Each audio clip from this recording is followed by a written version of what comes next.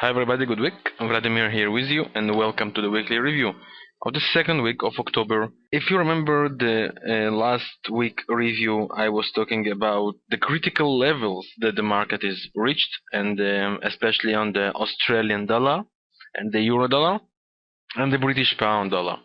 And we talked about this level, and we say that probably we will see the correction start to begins to appear, and we will see the bears come to the market. As you must remember, and if you follow my blog, you must notice that mentioned that previous week was opened with the correction, and the euro and Australian and all the majors lost many pips.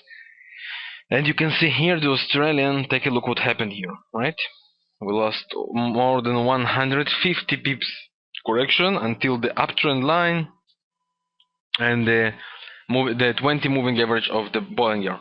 So what does it mean? As I told on the last week, on the previous week, look at the MACD, guys. You see this? This weakness will bring a serious downtrend, right? There is no will it happen? It's the only time when it will happen. And as I mentioned on the previous week, this is the beginning. This is how the downtrend looks like. This is how the beginning of the downtrend, the upcoming downtrend, looks like. Because take a look on these spikes. These spikes, 1, 2, 3. You see these tails on the candles, right? You see it? Watch it, right?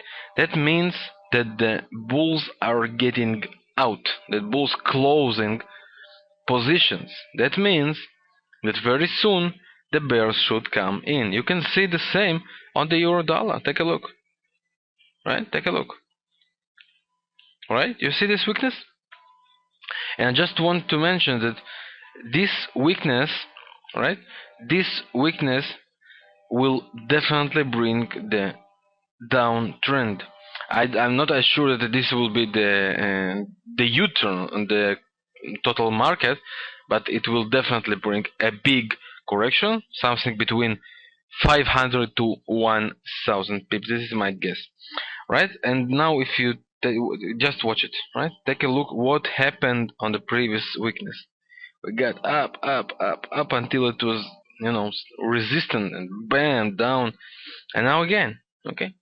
We're going up and down. Now it looks like 140 is the hard resistance, but it will bring soon downtrend. All right. So what else happened in this week? As you must mentioned, on Friday, on the non-farm payrolls, USA lost 95,000 jobs. 95,000. It was while all the analytics were expected to see little loss, or some of them even expected little addition. So, just do you understand what happened? 95,000. And what Obama have said about it, and what Gardner said about it, that if not their help, Washington assistance, the situation were much better. My guess, the market will keep going up. Alright? I'm not talking about the short term, the correction, the all this stuff. I'm talking about the total trend, right? I think the market will going up. And why that? Because there is nothing more to do. Right? Like lie. Listen to this word.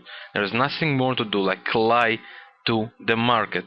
And before all the election stuff and all this program, before all this real election and all the speculation about it, there will also a rise on the market, and that's why I believe this will be the most liable, the biggest lie in the market. We will see uptrend, but it is not an uptrend because there are no volumes, there are no real bulls. It's all about lying, and be careful with it. Right? Be careful. Be careful, guys, because if you watched my blog during the week, I updated this week with a topic called be careful. Okay, as I said again, be careful. Why that? Because we reach critical, very critical levels, and these levels, the sharks, I call them, right? The big players, the banks, are looking for your stop losses.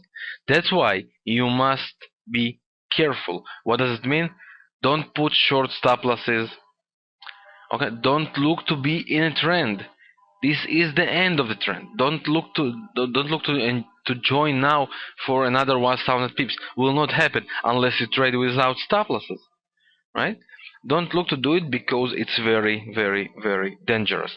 And with this saying, I go over the chart now, and I will mention my opinions. Take a look, 140. This is the I'm talking now about the euro dollar and the daily chart, right? 140 is the first level. As for now, it's tapped. We got double doji, right? We get double doji. You know what to do if it breaks down.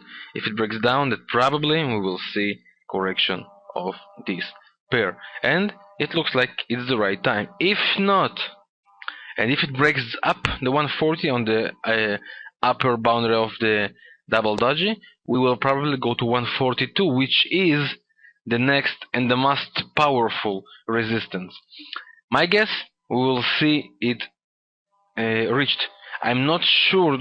I'm not sure that it will happen before the correction, right? So if we break down the boundary of the double doji, sell.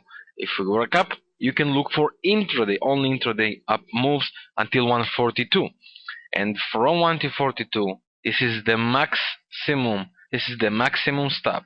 I see the euro goes.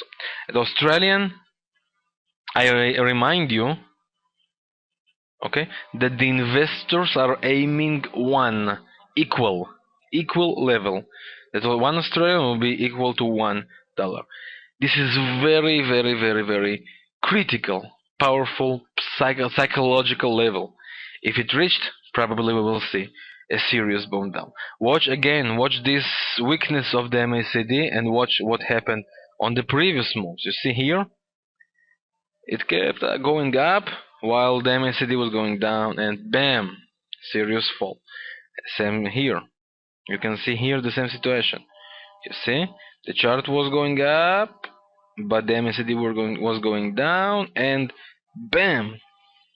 You see, so it will definitely bring a U-turn situation. I will not promise and guarantee total U-turn, but it definitely will bring 500 to 1,000 levels.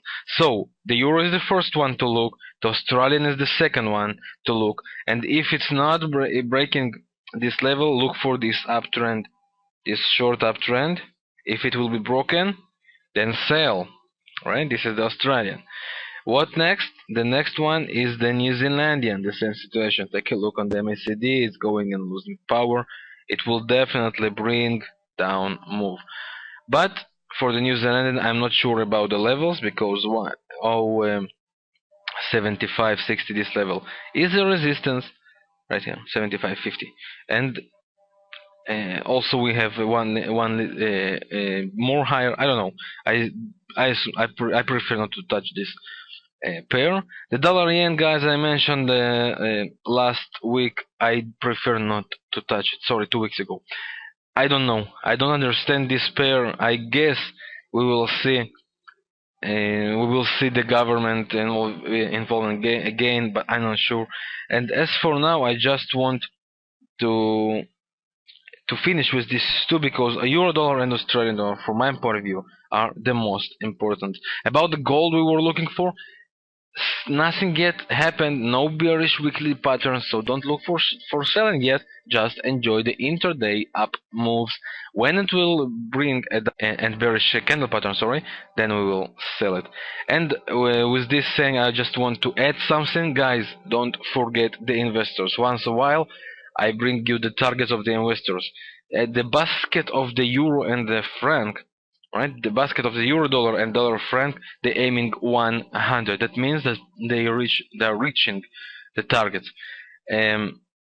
Australian dollar, they're aiming the equal level. Dollar yen, they're aiming 75. The investors, the big investors. and the dollar Canadian, they aiming at the equal level as well, and then 0.95. So remember these levels because the investors rule, right? Investors rule, and if you want to behave like investor, just just remember their goals because on 95% the market reached their targets. That's all. This was my little bonus for you with these targets. I wish you good luck, guys, and thank you very much for your time watching my weekly review. Vladimir.